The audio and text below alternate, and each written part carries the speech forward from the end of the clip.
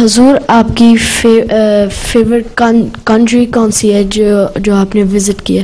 Favourite country? जी। अच्छा, आजकल के बच्चों को बड़ा पूछने का शौक है।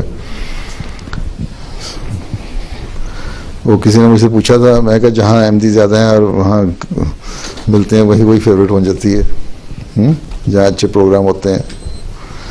बाकी खूबसूरत मुल्क तो बहुत सारे हैं। नॉर्वे का एक हिस्सा भी बड़ा खूबसूरत है, मैंने कुछ देखा नहीं हुआ, थोड़ा सा देखा है। जर्मनी का हिस्सा बड़ा अच्छा खूबसूरत लगा है मुझे।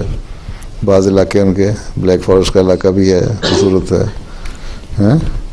यूके में मुझे स्कॉटलैंड का इलाका अच्छा लगता है। तो मुख्तलिफ खूबसूरतियाँ हर जगह की अपनी अपनी हैं। तुम यूके में पैदा हुए थे? नहीं, मैं जर्मनी में पैदा हुआ था। किस जगह? फ्रैंकफर्ट में। फ्रैंकफर्ट में? जी। ब्लैक फॉरेस्ट देखा है? नहीं। अच्छा, तो देख के आना। जी।